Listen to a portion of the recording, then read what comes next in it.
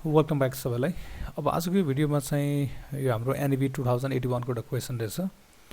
Find the foci, vertices, eccentricity and length of the lateral rectum of the hyperbola 9x square minus 16y square equal to 144 है त।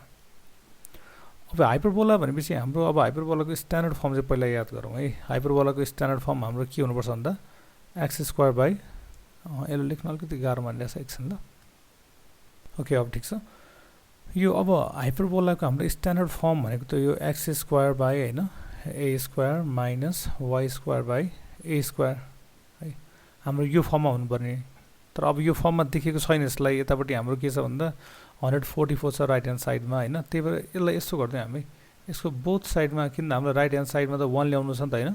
त्यही भएर dividing both sides by 144 गर्दियौ है त। अब 144 ले both side divide गर्यो भने कति भयो त हाम्रो 9x स्क्वायर बाई 144 अनि minus 16y square by 144 equal to यतापट्टि 144 बाई 144 हैन त। किन हामीलाई यसो राइट ह्यान्ड साइडमा 1 चाहिएको छ भनेपछि यसलाई सिम्प्लिफाई गर्नु। अब 9 ले चाहिँ यसलाई क्यान्सल गरिदिनु भनेदेखि 9 चाहिँ हाम्रो 16 जा हुन्छ है। यो मतलब 16 भयो अनि 16 फेरि हाम्रो यो चाहिँ कति भयो त 9 हैन। डिभाइड गर्ने बेलामा यति आउँछ भनेपछि हाम्रो के आयो त x square by 16 minus y square by हाम्रो के भयो त यो हाम्रो 9 इज इक्वल टु यतापट्टि 1 भयो हैन। यो काट्दा हाम्रो 1 आइदियो।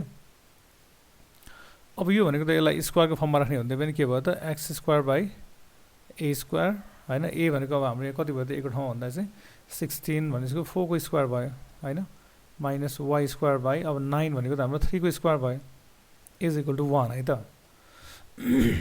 अब यहाँबाट हामीले चाहिँ जस्तो यसलाई हैन यो फर्मसँग कम्पेयर गर्ने हुँदाखेरि हाम्रो a को भ्यालु कति आइदियो भन्दा a को भ्यालु आइदियो हाम्रो 4 अनि b को भ्यालु आइदियो कति भन्दा 3 है त।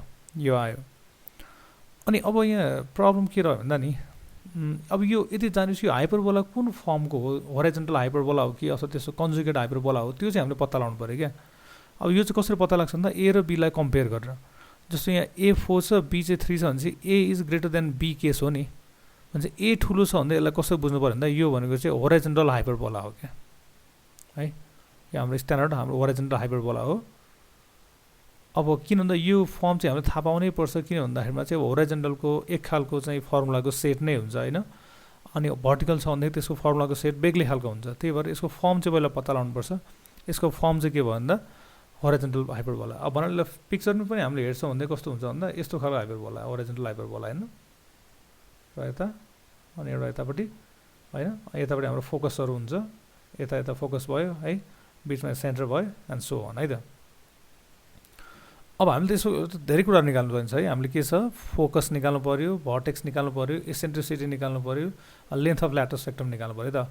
अब हामी 1 बाइ 1 गर्दै जाउँ है त। यो काम चाहिँ 1 बाइ 1 सबभन्दा पहिला चाहिँ हामीले निकाल्न सक्ने कुरा चाहिँ के हो भन्दाखेरिमा चाहिँ यहाँबाट यसको भर्टेक्स निकाल्न सक्छौँ ल है।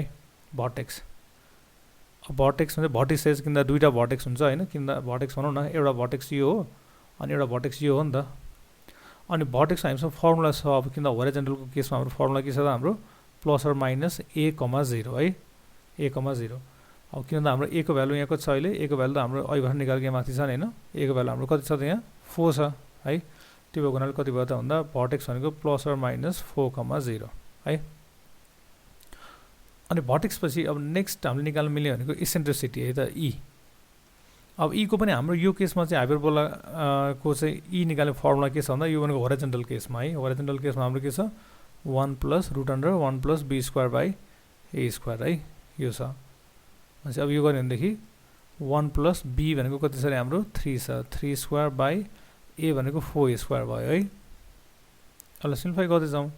1 प्लस 3 स्क्वायर भनेको 9 भयो, 4 स्क्वायर भनेको 16 भयो। अब 16 प्लस 9 यता गर्दा हाम्रो 25 भयो, 25 बाई अनि यतापट्टि 16 भयो है। अनि दुईटाको स्क्वायर रुट लिने बेलामा कति आयो त हाम्रो 5/4 आइदियो ल। भने चाहिँ यसरी हाम्रो इसेन्ट्रिसिटीको पनि भ्यालु आयो, e को भ्यालु पनि आयो हैन। अब नेक्स्ट यो पछि हाम्रो निकाल्न मिल्ने भनेको चाहिँ के छ भन्दा फोकसमा जाउँ है त। फोकस फोकस चाहिँ पनि दुईटा हुन्छ, त्यही भएर यसो प्लुरलमा चाहिँ हामी फोकी भन्छौँ हैन। फोकस चाहिँ भनेको अब फोकसको पनि हाम्रो फर्मुला चाहिँ के छ भन्दा यो केसमा हाम्रो होरिजोन्टलको केसमा चाहिँ प्लस अर माइनस ए कमा 0 है यो हो। अब ए भनेको एकवटा ठाउँको छ हाम्रो अहिले ए भनेको हाम्रो कति थियो भन्दा 4 थियो हैन 4 इन्टु ई भनेको कति थियो हाम्रो सरी अगाडि प्लस माइनस है अनि हाम्रो चाहिँ के भयो भन्दा ई भनेको चाहिँ कति भन्दा अघि भर्खर हाम्रो 5/4 आएको थियो अनि कमा 0 ल भनेपछि 4 र 4 क्यान्सल भयो भनेपछि आयो कति भन्दा हाम्रो 4 की कति आयो प्लस अर माइनस 5,0 है त ल 4 की भनेको के भन्दा जस्तो मैले डिफ्रेन्ट कलर यहाँ देखाउनु भन्दै 4 की भनेको चाहिँ यो र यो यिनीहरुको हाम्रो यो दुईटा हाम्रो 4 की भयो अनि यो र यो दुईटा भनेको चाहिँ हाम्रो भर्टेक्स भयो हैन अनि यो यसलाई हामी सेन्टर भन्छौँ सेन्टर भनेको चाहिँ यो हाम्रो स्ट्यान्डर्ड केसमा हाम्रो यो ओरिजिन नै हुन्छ हैन यस्तो भयो अनि अब हाम्रो निकाल्नु पर्ने कुरा भनेको चाहिँ एउटा के छ भने भन्दा यति भइसकेछ ल्याटस रेक्टम है त ल्याटस रेक्टम अब ल्याटस रेक्टम पनि हाम्रो यो केसमा चाहिँ फर्मुला यसको के छ भने भन्दाखेरिमा चाहिँ b square 2b square by a हैन त 2b square by a 2 into b square भनेको कति भयो त 3 स्क्वायर बाइ a भनेको कति छ a को भ्यालु कति छ हाम्रो 4 छ भनेपछि यो काट्यो यो 2 भयो भनेपछि 3 को स्क्वायर भनेको 9 भयो है 9/2 ल ठीक छ अब यो त डिस्टेन्स भएको हुनाले यसलाई चाहिँ हामी युनिट्समा लेखौं यसरी ल्याटस रेक्टम भनेको चाहिँ 9/2 युनिट्स भयो है त ल भनेपछि यसरी हामीले कुनै पनि दिएको एउटा होरिजोन्टल हाइपरबोलाको चाहिँ हैन यसरी चाहिँ यो फर्मुलाहरु युज गरेर हामीले फोकस भर्टिसेस हैन focus vertices eccentricity and length of ल्याटस rectum यी सबै कुरा निकाल्न सक्छौं है त ल आशा गर्छु भिडियो मन पर्यो भनेर है र त्यसो भनेदेखि चाहिँ भिडियोलाई लाइक गरौँ शेयर गरौँ साथै च्यानललाई सब्स्क्राइब गरौँ थ्यांक्स फर वाचिङ